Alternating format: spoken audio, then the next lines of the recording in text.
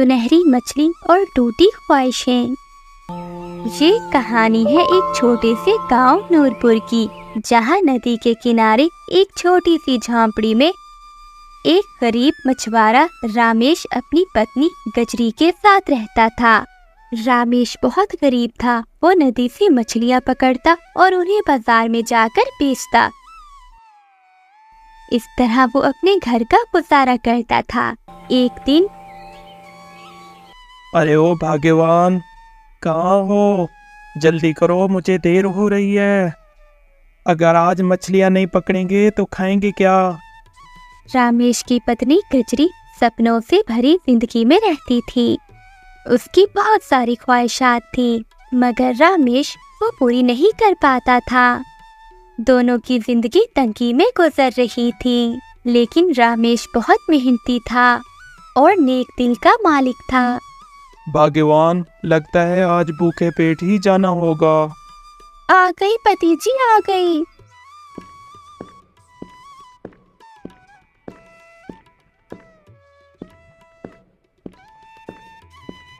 आज खाना बनाने में थोड़ी देर हो गई। पहले आप खाना खा ले, बाद में जाना मछलियाँ पकड़ने। वैसे भी इन मछलियों को बेच कर हमारे पास इतने पैसे जमा नहीं हो पाते कि हम अपने लिए एक प्यारा सा घर बना सके। जब से ब्याह करके आई हूँ, इस झोपड़ी में ही रहना पड़ रहा है। चिंता ना करो भाग्यवान, एक दिन हम जरूर अपना पक्का घर बनाएंगे। ठीक है रामेश, अब की बार कोई और बहाना मत बनाना। मैं कितने दिनों से तुम्हें कह रही हूँ कि मुझे चांदी का कंगन चाहिए, हूबहू सावित्री भाभी जैसा।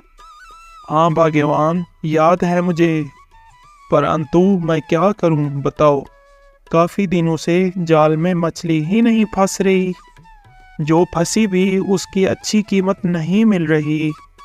गजरी की आंखों में आंसू आ जाते हैं और वो अपने पति से कहती है, तुम कभी कुछ मेरे लिए लाते ही नहीं हो। टूटी हुई पायल और चूड़ियों के साथ मैं कब तक जीऊंगी। अरे भाग्यवान, तुम चिंता ना करो, एक दिन ऊपर वाला हमारी जरूर सुनेगा। अपनी पत्नी की बातें सुनकर रामेश भारी मन से नदी की ओर चल पड़ता है। रामेश को रास्ते में उसका बड़ा भाई बलदेव मिल जाता है। बलदेव अपनी पत्नी सावित्री के साथ एक बड़े घर में रहता था। सावित्री बहुत अमीर थी, इसलिए बलदेव के दिन भी बदल गए थे।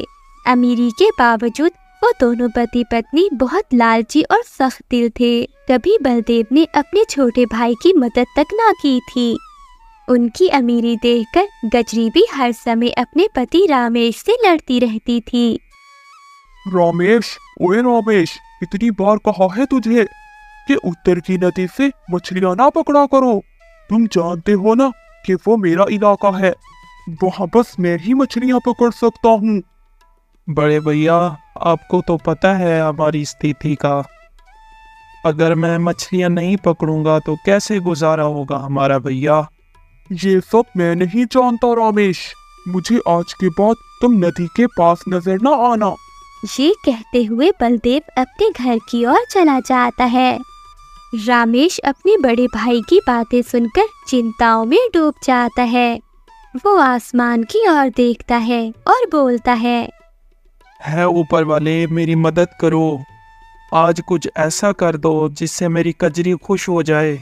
रामेश भारी कदमों के साथ आगे बढ़ जाता है। रामेश मन ही मन में सोचता जा रहा था। तभी रामेश को एक आवाज सुनाई देती है, बेटा इधर आओ, मेरी मदद करो। एक पेड़ के नीचे साधु बाबा बैठा मदद के लिए पुकार रहा था। आवाज सुनकर रामेश साधु बाबा के पास जाता है। जी बाबा जी, मैं आपकी क्या मदद कर सकता हूँ? बेटा, मुझे बहुत प्यास लगी है, इस मटके में नदी से पानी भर कर ला दो बेटा। जी बाबा, मैं अभी लेकर आता हूँ। रामेश मटका उठाता है और नदी के किनारे जाकर पानी से भरकर ले आता है।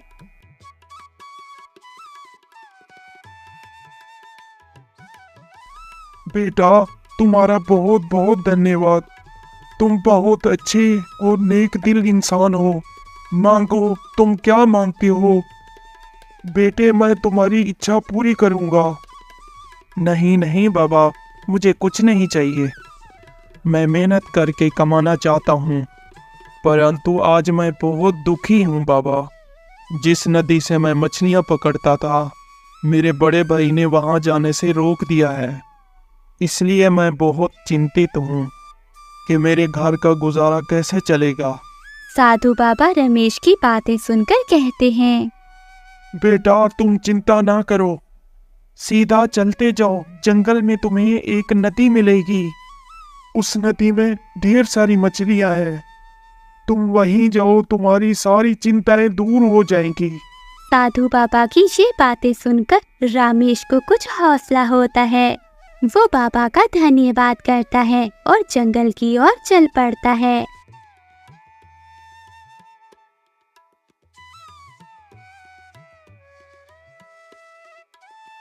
चलते चलते रामेश थक जाता है। वो थक हार कर आराम करने के लिए एक पेड़ के नीचे बैठ जाता है।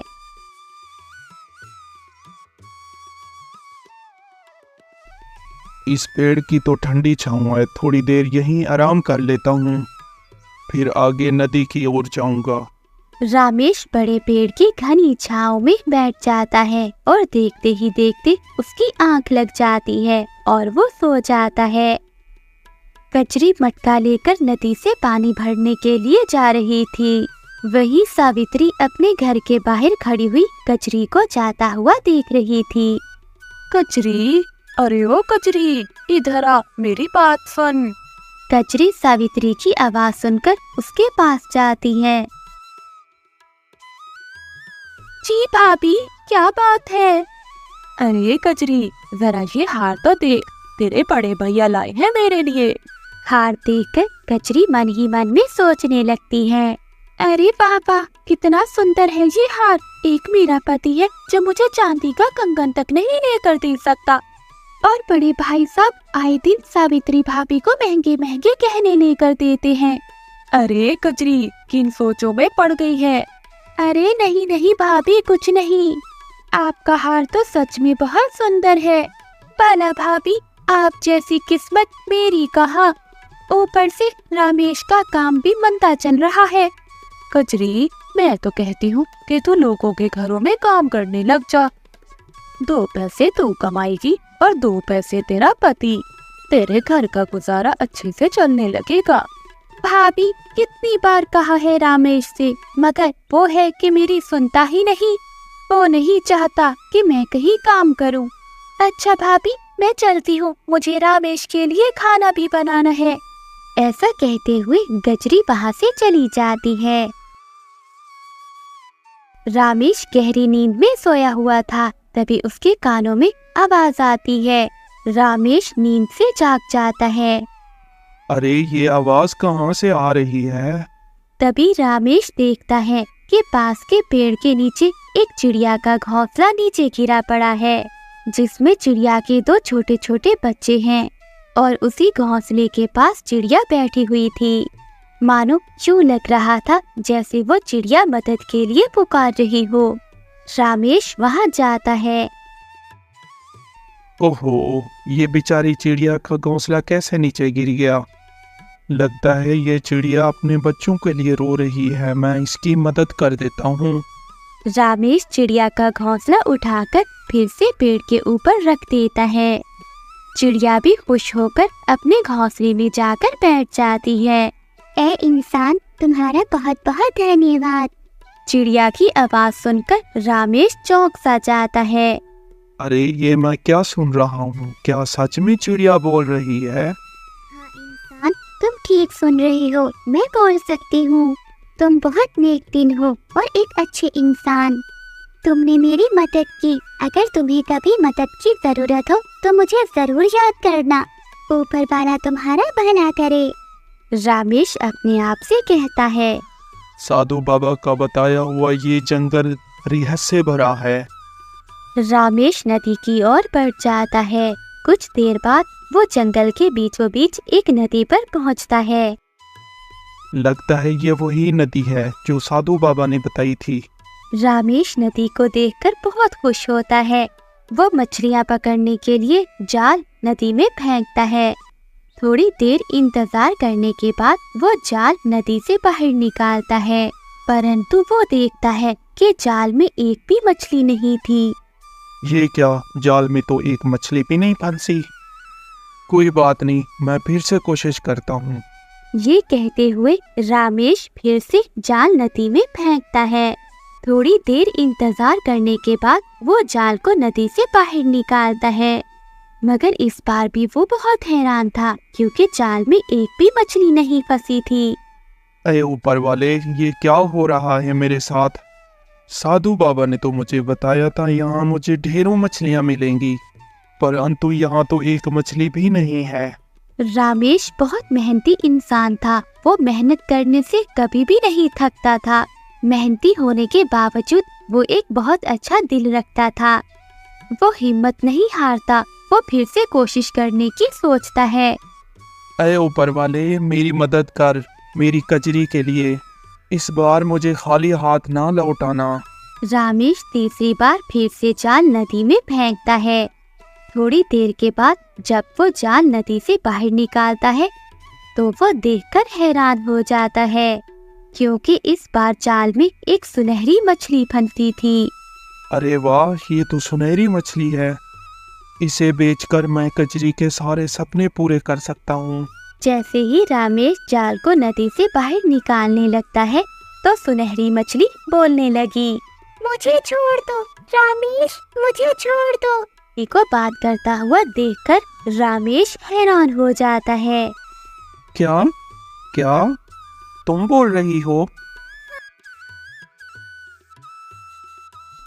मैं कैसे यकीन कर लूं कि एक मछली भी बोल सकती है? मैं कोई आम मछली नहीं बल्कि एक चमत्कारी मछली हूँ। अगर तुम मुझे छोड़ दोगे तो मैं तुम्हारी दोस्त बन जाऊंगी। मैं कैसे यकीन कर लूं तुम पर?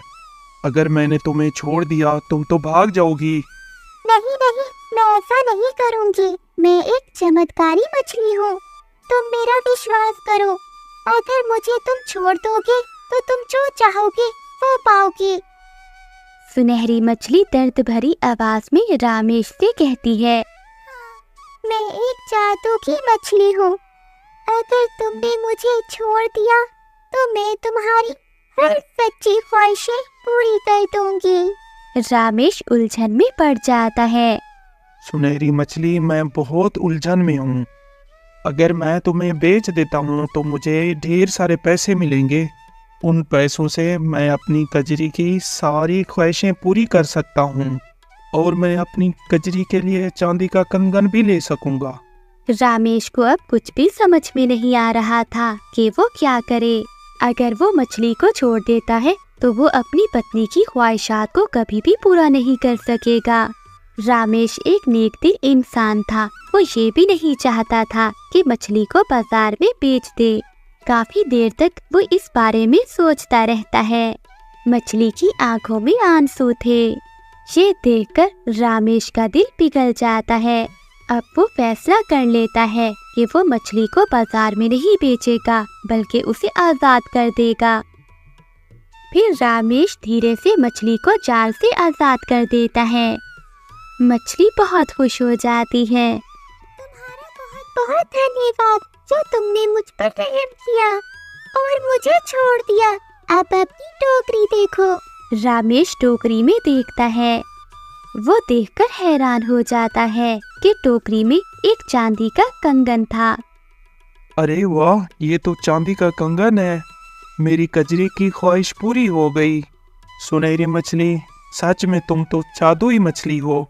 तुम्हारा बहुत बहुत धन्यवाद। तुमने मेरी कजरी की ख्वाहिश पूरी कर दी। रामेश, अगर तुम्हें मेरी दोबारा जरूरत पड़े तो मैं तुम्हें यहीं मिलूंगी और मैं तुम्हारी हर सच्ची ख्वाहिश पूरी करूंगी। रामेश खुशी खुशी अपने घर लौट जाता है।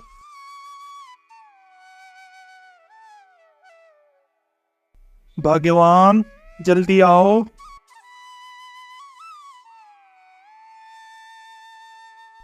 क्या हुआ? आज तो आप बहुत खुश लग रहे हो। लगता है जाल में आज कोई कीमती मछली फंसी है। कजरी, ये देखो मैं तुम्हारे लिए क्या लाया हूँ।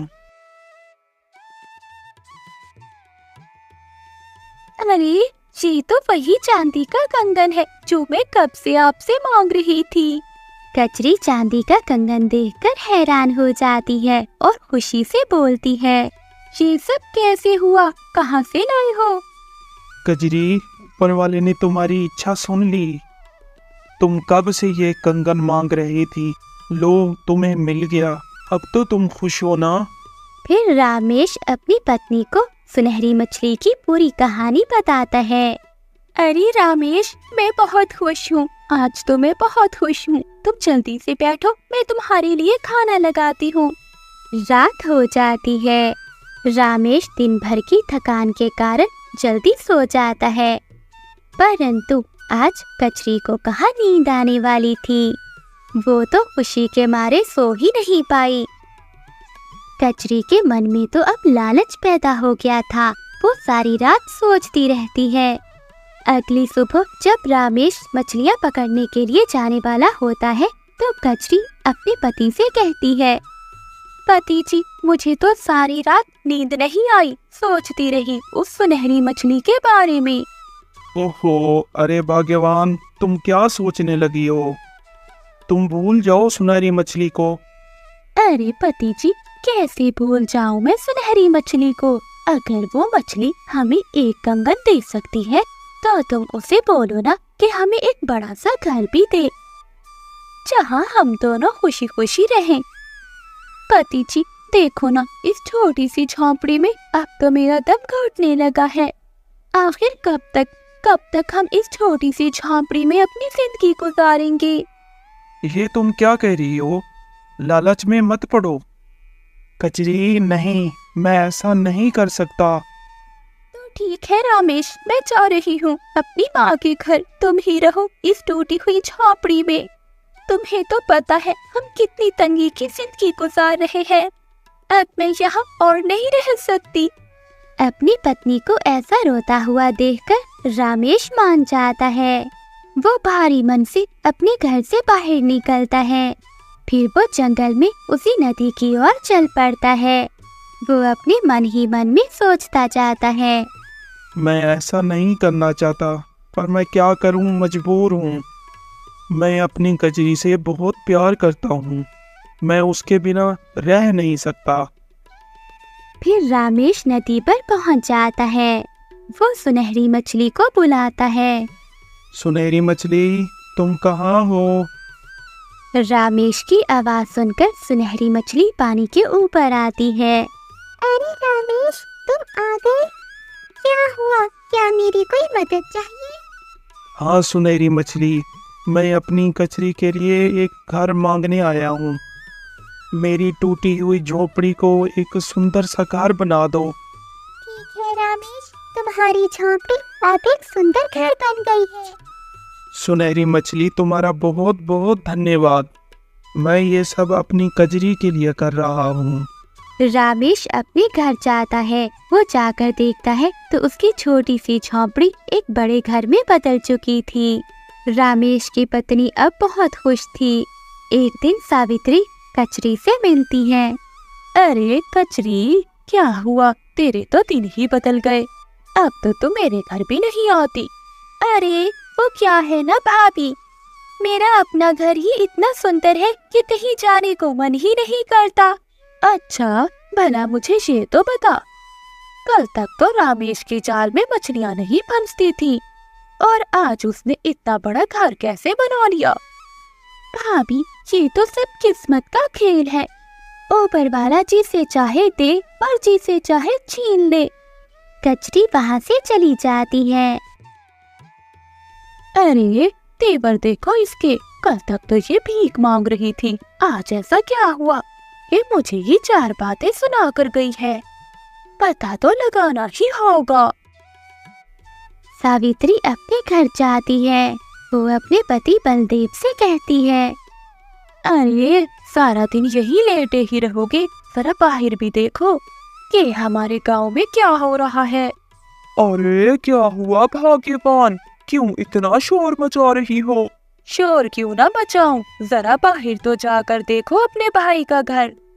उसने चंद ही दिनों में हमसे अच्छा घर बना लिया है। तुम ही ने मछलियां पकड़ने दी होंगी।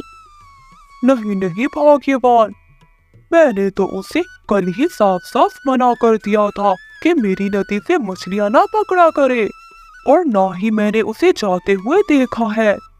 तुम चिंता नहीं करो, मैं देखता हूँ सब। अब बलदेव अपने छोटे भाई पर नजर रखने लगता है। जैसे जैसे कचरी की ख्वाहिशें पूरी हो रही थी, उसका लालच भी बढ़ता जा रहा था। अरे सुनते हो, मेरा एक बहुत बड़ा सपना है कि मैं रानी बनना चाहती हूँ।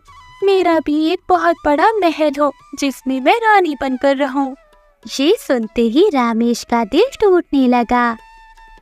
वो अपनी पत्नी की ये बातें सुनकर बाहर चला जाता है और अपने आप से बोलता है, अरे ऊपर वाले, जो भी मांग रहा हूँ वो मैं नहीं चाहता।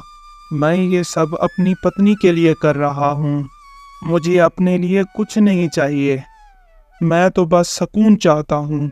अगली सुबह अपनी पत्नी की ख्वाहिश पूरी करने के लिए रामेश फिर से नदी की ओर बढ़ जाता है, मगर इस बार उसका बड़ा भाई बलदेव रामेश का पीछा करता है। रामेश नदी के किनारे पहुंच जाता है और वो सुनहरी मछली को आवाज लगाता है। वही पेड़ के पीछे छुपा हुआ बलदेव ये सब कुछ देख रहा था। सुनहरी मछली, मेरी कजरी की ख्वाहिश पूरी कर दो। मेरे घर को महल बना दो और कजरी को महल की रानी। दिल से मांगी हुई हर इच्छा तुम्हारी पूरी होगी। फिर रामेश वहाँ से चला जाता है। बलदेव ये सब कुछ सुन रहा था। अच्छा तो ये है बात, चलो मैं भी जाकर सुनहरी मछली से इच्छा मांग लेता हूँ। फिर बलदेव नदी के पास जाता है और सुनहरी मछली को आवाज लगाता है, सुनहरी मछली, मेरी मदद करो। सुनहरी मछली आवाज सुनकर तुरंत बाहर आती है। कौन हो तुम? मैं रामेश का बड़ा भाई हूँ। मैं भी तुमसे इच्छा मांगने आया हूँ। नहीं, मैं ऐसे किसी की इच्छा पूरी नहीं करती। तो ठीक है, मैं तुम्हें पकड़कर बाजार में बेच दूंगा। नहीं, ऐसा नहीं करना। बताओ तुम्हारी क्या इच्छा है, मैं पूरी करूंगी। हाँ, ये हुई ना बात। मेरी भी इच्छा है कि मेरे घर को महल बना दो। मैं अपने महल का राजा बनना चाहता हूँ और मैं पूरे गांव के लोगों पर राज करना चाहता हूँ। तुम्हारी नेक दिल से मांगी हुई सच्ची ख्वाहिश पूरी होगी। ये सुनकर बलदेव बहुत खुश होता है और खुशी खुशी अपने घर लौट जाता है। वो घर के पास जाकर देखकर बहुत हैरान होता है। उसकी पत्नी सावित्री एक झोंपड़ी के बाहर बैठी हुई थी। अरे बलदेव, देखो हमारा घर झोंपड़ी में बदल गया। अमीर होने के चक्कर में हम तो सड़क पर आ गए। ये देखकर बलदेव भी रोने लगता है।